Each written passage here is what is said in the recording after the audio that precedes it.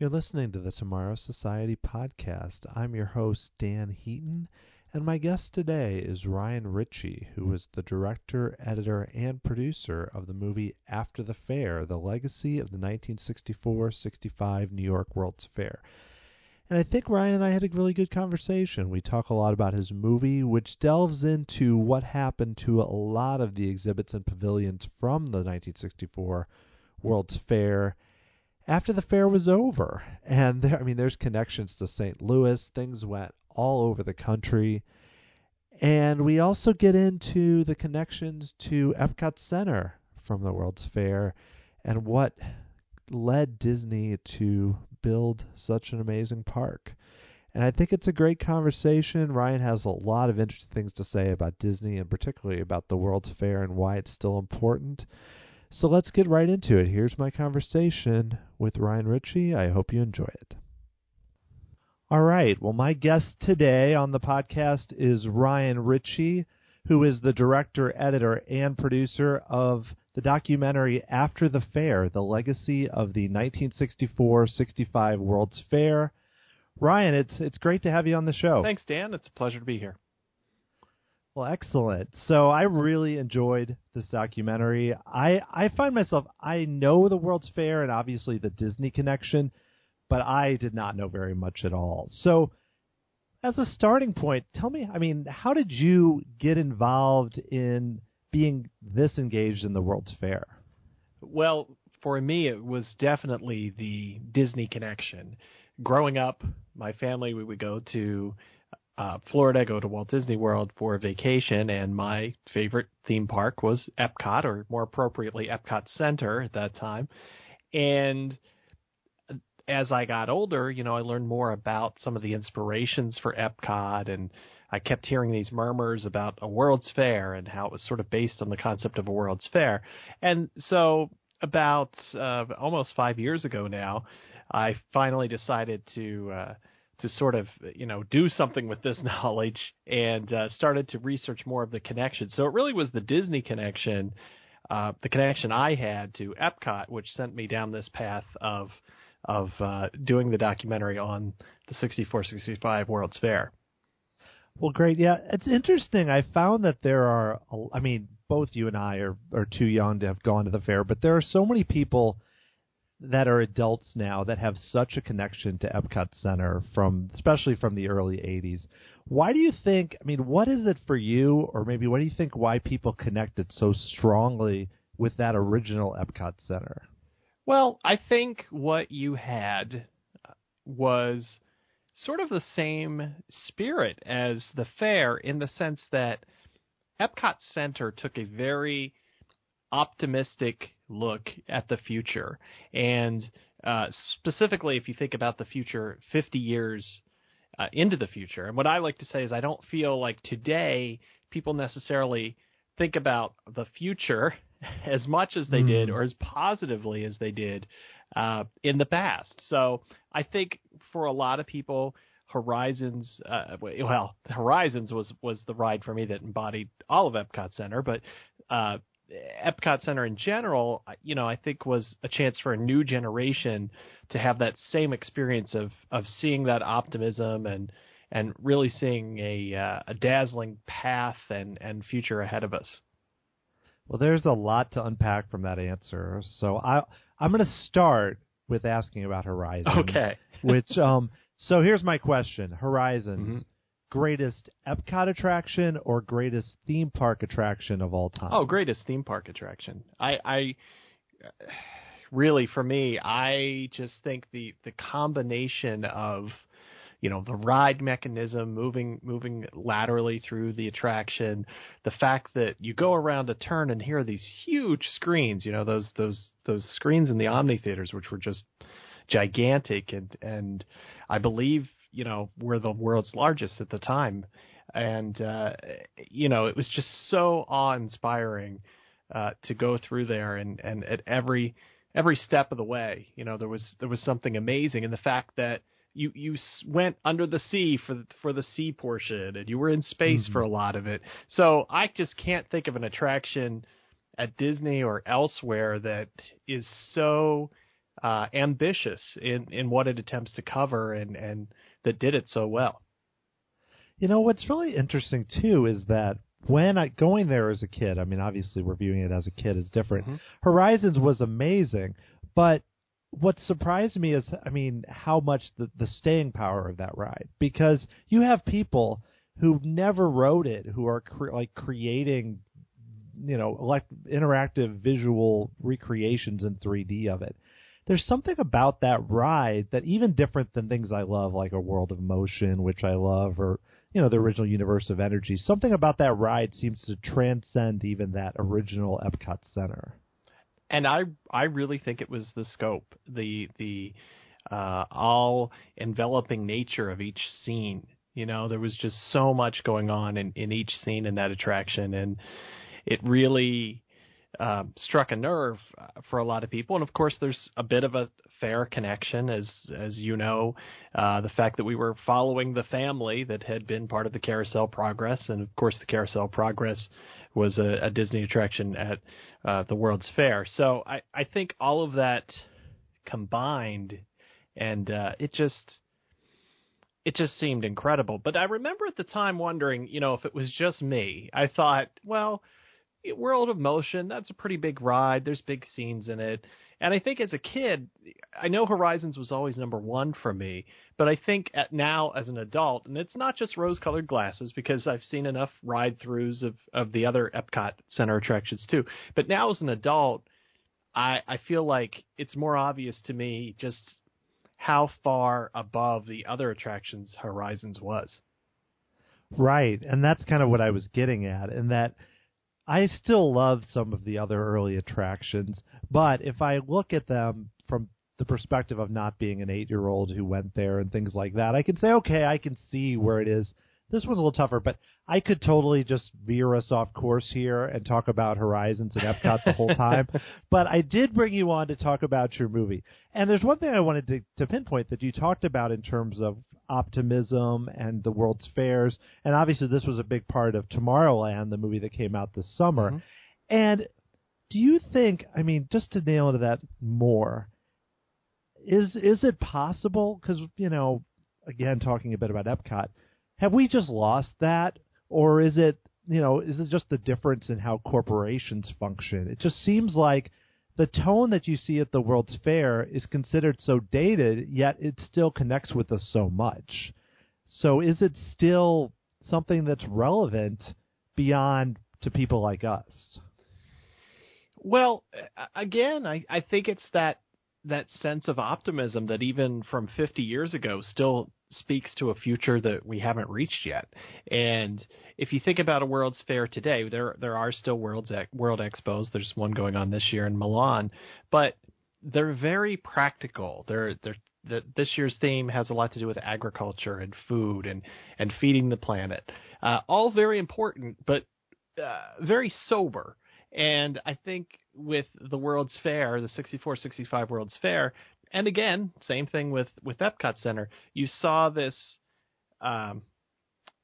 unbridled optimism and just put it all out there as to this is the future we can have if we all work on it. So if you think about what that fair would look like today, let's say you have a pavilion from Apple or a pavilion from Google. First of all, everybody's afraid to show anything that they might be working on in the future. And secondly, we as consumers, we all expect this stuff to just be here. So now the iPhone doesn't amaze us. Just show us what the next one will be like so we can buy it. So, I think it would definitely have a different look today. But I think despite the passage of over 50 years, that World's Fair still speaks to a future that we're waiting for.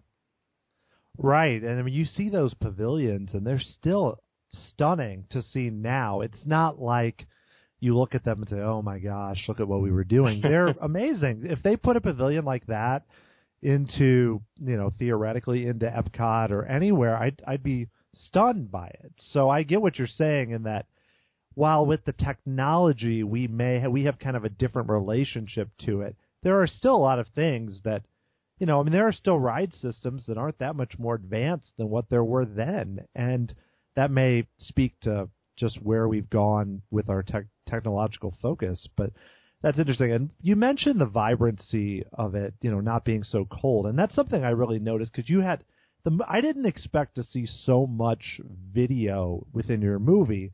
And I feel like there was a lot of, that's one of the parts that, especially in the first half hour or so, where you really show what the fair was. And I'm curious, how were you able, what were some of your best resources for getting all of that video?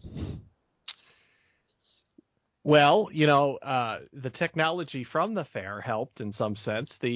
One of the attractions at the fair was the first public use of what was basically what we consider a search engine. So coming full circle to today, I was able to reach out on social media and that sort of thing to find individuals with footage. It was still a challenge, though, because a lot of the people who shot the footage aren't the people that have the footage today. It's in attics. It was grandparents or parents' movies, and they're in an attic somewhere. But then we were also able to get footage from some of the different archives for some of the big companies that participated in the fair.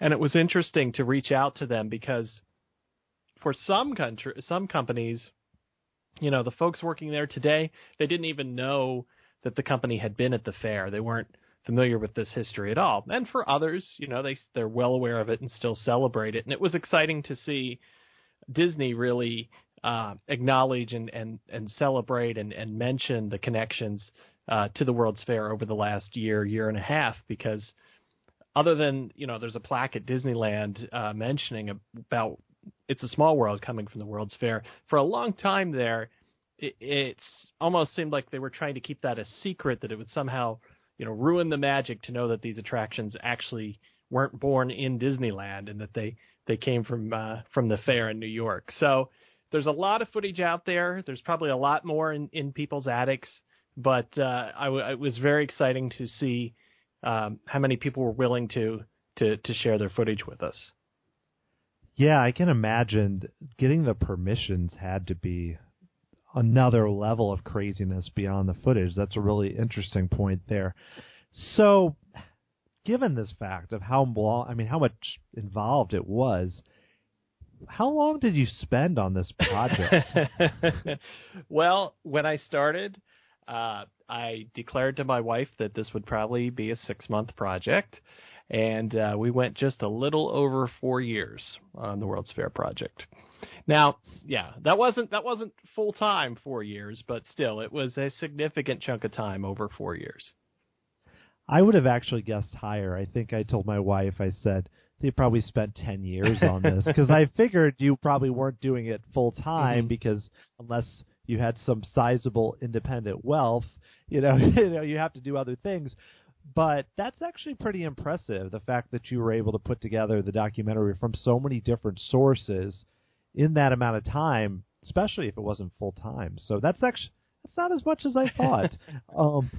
How did your wife feel about it being so involved compared to what you said at the beginning? Well, she really became a key part of the production, which was good. Right. So that made it better. One of the big things we did 2 years in was essentially a 2-week road trip through the Midwest. The second part of the movie, we talk more about where different things ended up after the fair ended. And so we traveled across the Midwest, including St. Louis, to visit various places where small and big items had ended up from the fair. So she really enjoyed that. We had a great road trip. It was literally drive 12 hours, jump out, shoot some footage, get back in, drive again, do it again the next day. So I figure if we made it through that, that she was on board for the project. So it went well, and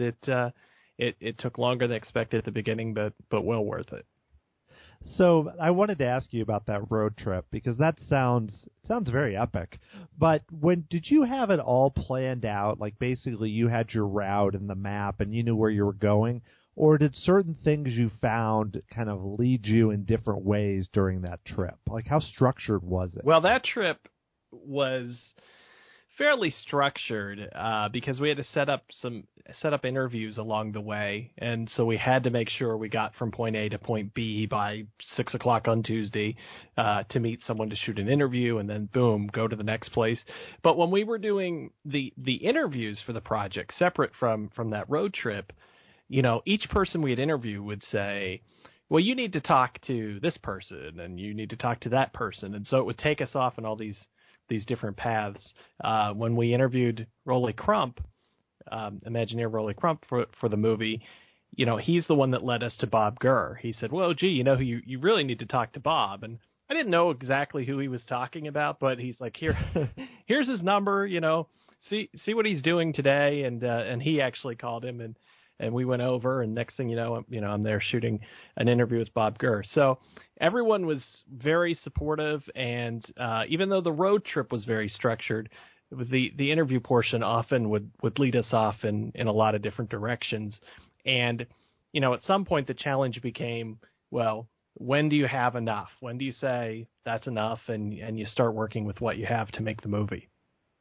Right, because the editing process is going to be extensive, so you at some point, you can still add things, but you have to kind of stop, for the most part, the gathering.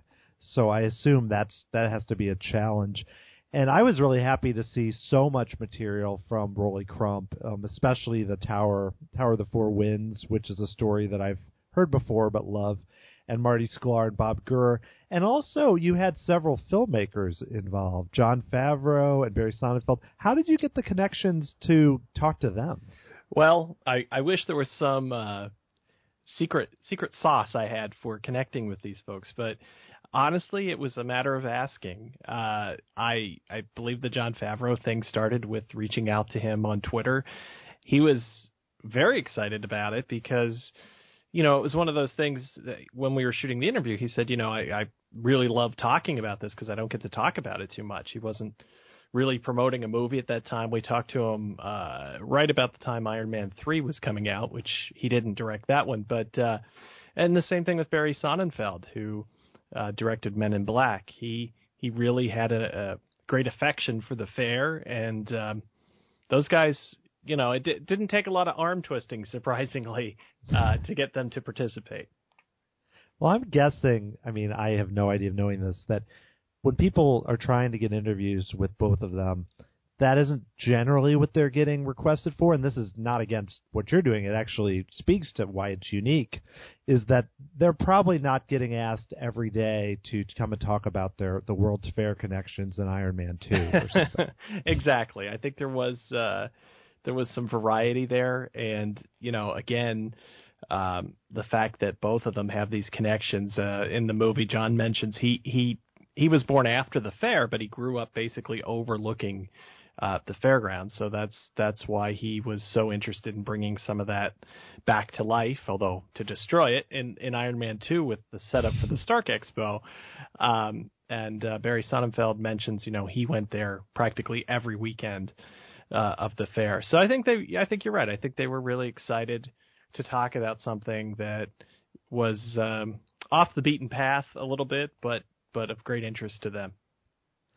Right. And going back to when you mentioned the road trip and you talked about St. Louis, which that is where I live and that is where I'm from, and I had no idea about the connection of the downtown Hilton to the Spanish Pavilion, which obviously it opened, was around for only a short time and before I was born.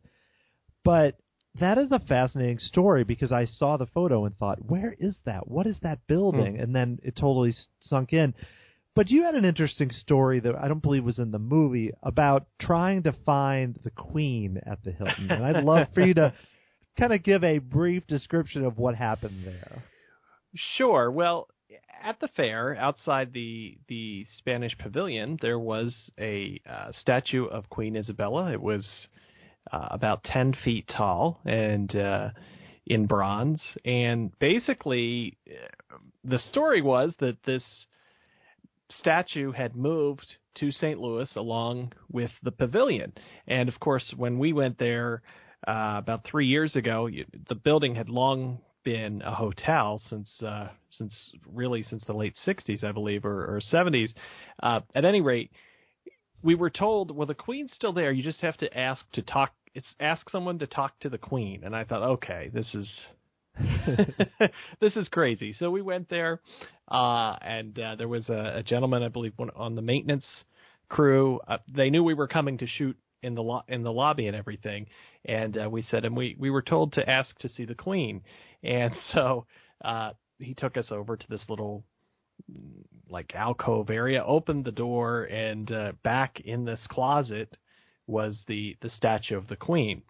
Now, since that time, the legitimacy of the statue has come into question, as it appears the actual bronze statue is in Washington, D.C., outside of a building there that has some connections to Spain. So it raises a lot more questions regarding where the statue came from that's in St. Louis now, because the process that the sculptor used, supposedly the way the mold was made, you could only make one statue out of the mold. So where did the second Queen come from? Was St. Louis sold a false bill of goods and they got a fake statue that's not the real statue? Who knew what and when? Dan, it's the mystery of St. Louis. We've got to get to the bottom of. We'll call it Queen Gate, I guess. I would love to say that, of course, the real one's in St. Louis, but my guess is it's not. I just have this feeling that somehow we were totally just gypped at having the real statue. Of course, we kind of deserve it for leaving it in a closet now. That's right. I mean, you think they could put it up in the lobby or something. It's almost like just the fact that we leave it there, we kind of got what we deserve a bit on that. Speaking of mysteries, what is your take? Do you think that the underground home is still there? Because in the movie, that is the question that's asked to various people, and there is no consensus. Some people think it's there. Some people think it's sort of there, and then others say it's gone. And I'm curious to get your opinion on this. I am of the opinion that the underground home is still there in the sense that the walls are there. However, I go one step further than some people, and I believe that it might be filled with wonderful items and relics from the fair that were thrown out from other pavilions who were looking to put it somewhere because they had to, get rid of their trash, get rid of everything on their site essentially for their pavilion. And so there's a chance that who knows, maybe there's an extra Small World animatronic down there or something. But I believe that the walls are still intact and that there might be some surprises in there beyond just an empty space. I think there might actually be some interesting things in there from other pavilions. That's fascinating just to think, because I mean, you would think that at some point, someone or some way it would have been dug up, or there would have been some excavation. I mean, you could turn it into some sort of, Geraldo kind of Al Capone's too. I mean, I hope it goes better than that, but some sort of show, or it just surprises me. I mean, I'm sure there's reasons why, but I find the whole thing kind of fascinating that possibly could be there. There are efforts to find grant money. Lori Walters at the University of Central Florida, she has been responsible for doing some 3D recreations of different parts of the fair. And I know she has been trying to get some grant money to at least go over it with a ground-penetrating radar sled that would essentially show you at least if the structure is under there, and then maybe do it as a sort of an urban, archaeological dig with local students participating. I know a few folks who have managed to get metal detector permits for the New York State parks, the New York City parks rather, and I've asked them, well, why don't you go to this spot and just pretend that you get a hit with metal and just keep digging, because if you get down somewhere between 6 or 8 feet, then we'll know whether it's there. But if you look at it on Google Maps, there aren't any giant trees in that space, and so I really do think it's there. I don't think they filled it in with dirt. I think the outside walls are there, and like I said, there might be some surprises. I think it could go better than Capone's vault. Well, it wouldn't take that much to do that, for sure. One more thing I wanted to ask you about your road trip is, I mean, probably one of the most moving parts of the movie is after you speak to the guy from the Austrian Pavilion, which is still around, basically intact it was set up like a ski lodge. 10 days later, it gets on fire and is gone, and I feel like that's just one of the most interesting parts of the whole story. And talk me through kind of how that happened, or what's the story there behind that pavilion? Well, the pavilion, it was the Austrian Pavilion, and as I understand it, it was created in Austria and basically shipped for the fair and built at the fairgrounds. And then after the fair ended, it ended up in western New York at a place called Cockaigne Ski Resort, and it was the main ski lodge where it stood until, as you said, it burned down. And, we were there and we shot some footage and we interviewed the owner, and we didn't spend a lot of time getting shots of it because I had full intentions of coming back in a few weeks. It was there's some really bad snow that day, and so when it burned down and it was completely gone, it just sort of hit home for me how fragile these things are. And we may take for granted, this was an event only 50 years ago. This stuff's still around, but you never know when it's going to disappear. I don't know that I can't be sure about this. I don't know that the cause of the fire was ever completely figured out, but I don't think there was any foul play involved or anything. And ironically, one of the things that may have contributed to the fire to help preserve the original woodwork from the fair, the unique structure of the Austrian Pavilion had these giant columns that formed almost like an A in the sky, and they had covered those to protect them from the weather with these big metal pieces. And essentially what that did in effect, though, was it dried out the wood. And so one of the thoughts is that, that may have contributed to the fact that everything went up in flames was actually, sadly, some of the efforts they'd taken to preserve the structure. Yeah, that's really too bad, because that was one where I know it wasn't being used in the same way, but a lot of the ones you mentioned, the examples of things that are still around, have kind of been repurposed into other things, some in very interesting ways. But this was a case where it looked a lot like it looked at the World's Fair. Right. I mean, right. Notwithstanding the metal and stuff. So that was a real tragedy. And that leads me to the New York State Pavilion, because, I mean, one of the things you have in the final sections is all the efforts that people are taking to revitalize that pavilion in Flushing Meadows, which includes the famous flying saucers, as they're called, from Men in Black. And have you been able to keep up with how that's going, and is it still looking as positive as it did during the movie? Well, it's been going great, and if we, at some point we might have to re-release the DVD with an extra chapter about that, because in the time since we shot the movie, more funds have been found. The crown around the main part of the New York State Pavilion is being painted free of charge from one of the painters' unions in New York, and I think it's estimated at something like $4 million of work that's being done for free. And they're just they're just about done wrapping up that repainting and restoring it to the same yellow that it had at the fair.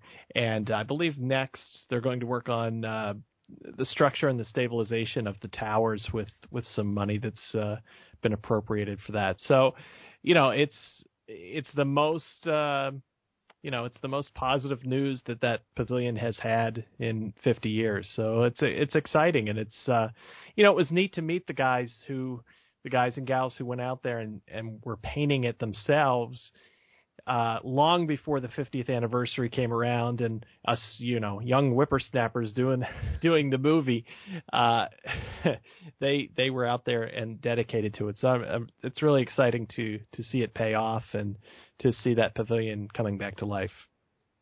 Yeah, I mean, seeing them, it's like if anything is a testament to how impactful the fair was, especially in New York. It's seeing those guys out there because I mean, they're not doing it for money or glamour. That's just something they want to keep the neighborhood looking good and keep the fair where it is. It's a tremendous structure, and there is a lot of work to be done. It's very daunting, but the folks out there painting, especially who have been doing it 5-6 years on their own time and on their own money. Some of them singing "There's a Great Big Beautiful Tomorrow" when we were there painting. They sort of embody that optimistic can-do spirit to bring it full circle. That was part of the fair and later part of EPCOT Center. Right, and I want to shift gears a bit because we've covered some of the grand elements of it, but the fair is also really goofy. Like that's what I really like about it. It has some kind of kitschy things like the marionettes out of the car parts, and even the American Express thing with all the money, or something being called the Festival of Gas. I mean, there's something really fun about that, which I think does connect to the original Epcot, where you have your kitchen cabaret and some of the goofy things like that. Mm-hmm. And this kind of goes back to what you said about the expos now being so cold. And I hate to keep asking this kind of question, but is this kitsch something that because we don't really see it in theme parks as much in general. You're seeing the new announcements being very grand and amazing. But where's the kitsch? What happened? I want my Cranium Command, right? That's exactly. I think that take Disney for example. At one time, through the years, there was a time when theme parks were really important financially, and then there was a time when the early Eisner years where the movies were more important, and so there's this ebb and flow. But they've gotten so large now that everything has to be so big and such an epic scale. Universal has Harry Potter. Well, we're going to do this Avatar land, which we're not going to talk about, right? We're not going to. No, we don't have to go into that. That's all. We don't have to do another podcast about that. But Star Wars land and all that. That I think there's so much money on the line that everyone's afraid to take a risk, and they would rather stick with the known brand. They know, look, Star Wars is going to be a hit. I'm sure people will come there and go to Star Wars land, and it's kind of sad because in some regard it's sort of the opposite of what we think of when we think about Walt. And just when you stop and think about the attractions that we rarely get an attraction at a theme park now that's allowed to be its own thing. It's tied into a known franchise of some sort of movie, be it a Toy Story ride or a Star Wars ride. So I think there's so much pressure, and everyone's so concerned about doing the right thing and being fiscally responsible that they get a little conservative in thinking outside the box and, hey, let's relax. This is a theme park. Let's just try something fun and see what happens. Right, I totally agree. I mean, I can picture Bob Iger up there on stage at the Expo saying, our new attraction is if you had wings or something, just something really. Our new attraction is, Dream Flight or whatever. Right. I picked two things from the exact same pavilion, but you get adventure through inner space. I mean, that's the thing that, I still love going to the parks, so I don't mean to turn to be negative. But as a kid, some of the things that were really fun were the really goofy rides, and they had no lines, and I don't know, and I saw so much of that in the World's Fair, to circle back to the fair, because there's just a fun some of the pavilions are very serious, don't get me wrong, but a lot of the even serious, when you have like a ball bearings or SKF doing, like with this weird goofy Jim Henson robot, that's fun. There's nothing super, they haven't done market research on that. They just thought, well, that's pretty cool. Jim Henson's a creative guy. Let's let him do it. Well, and the beast sort of feeds itself because When Dreamflight was announced, we didn't have a D23 Expo. So, I think people expect these huge announcements now too. So, but sure, the fair shows you could sell your product, you could get a message across, and you could do it in ridiculous ways, and sometimes ways that don't have a real good tie-in. There was a pavilion from General Cigar, and one of the popular things at the fair were these buttons that said, "Meet me at the smoke ring," because there was this machine outside the General Cigar Pavilion that was intended to blow these big, perfect rings of smoke. Now, from what I understand, it hardly ever worked, but, just these quirky things. I don't think we're going to see General Cigar or whatever their parent company is these days at Disney, and nor should we, but just that spirit of, and once you got to General Cigar, the main show was a magic show.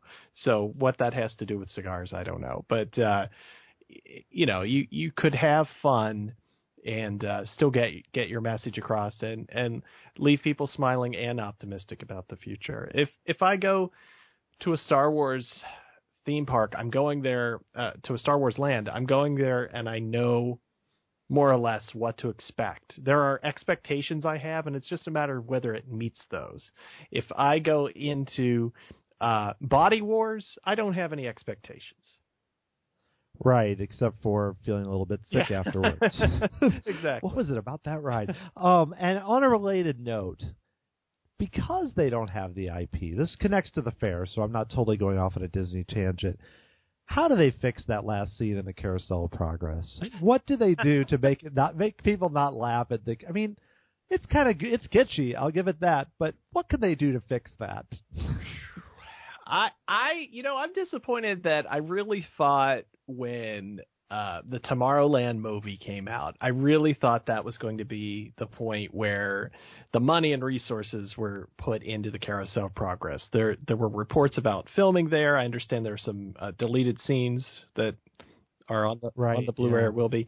But at the time I thought, this is it. This is where they're finally going to sink money into the Carousel of Progress. But we should have that family. Why not take a scene from Horizons, right? It's the same family, so let's see some of those things Horizons promised us in the future, the hologram and singing Happy Birthday and that sort of thing. That would be kind of a nod to the past and would sort of still inspire us for the future at the same time.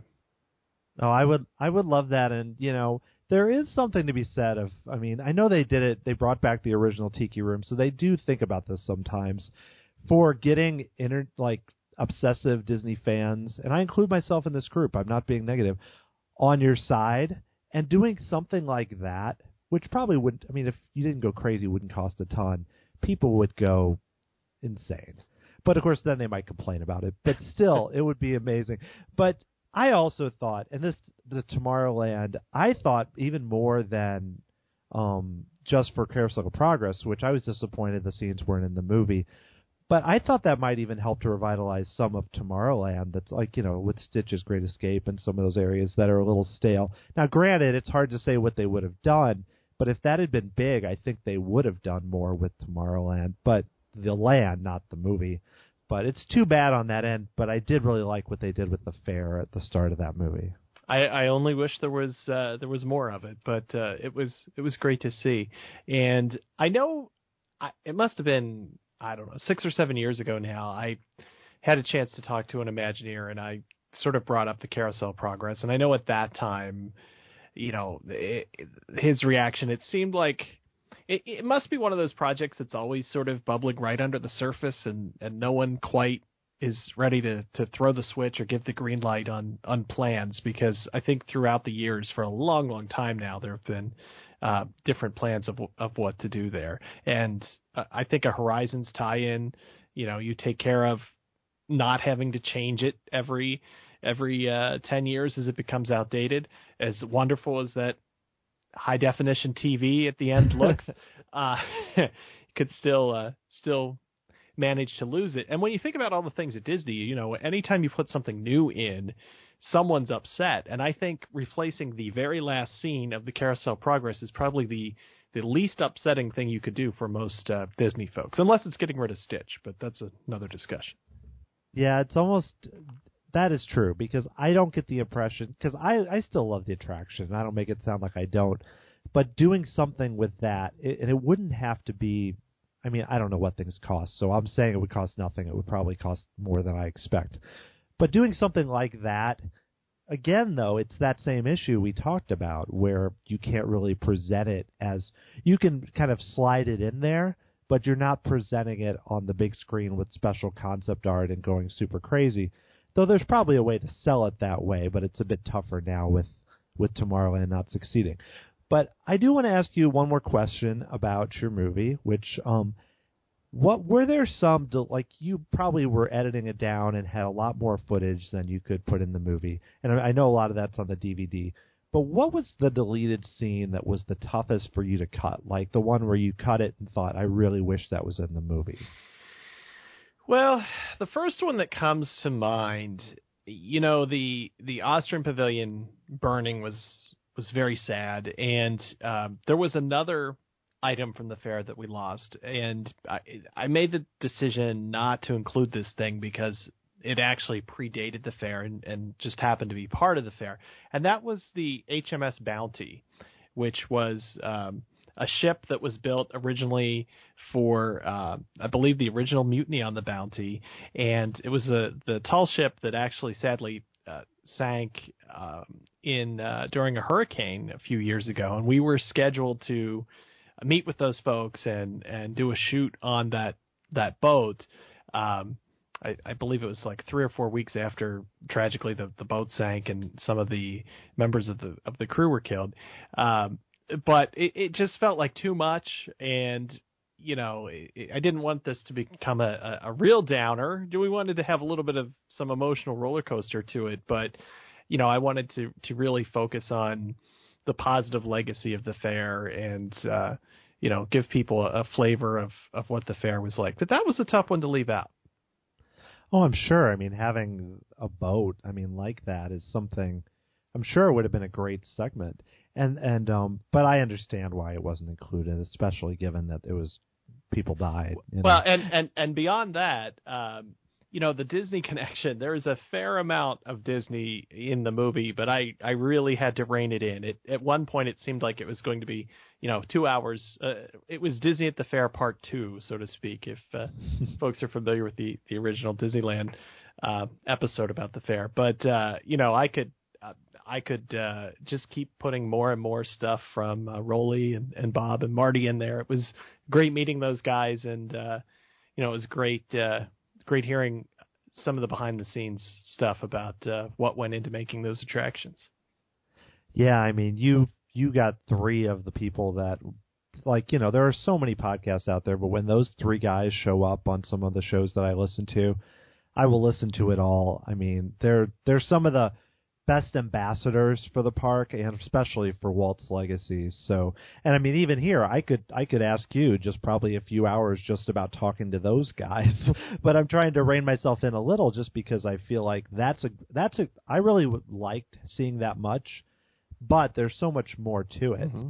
And going to your point about not making it too sad, that was what I wondered, because before I watched the movie, when the movie's called After the Fair, I had a preconceived notion it would be more about, we've lost so much. Like, this fair was amazing, and now after, we're not preserving it. And you have a bit of that.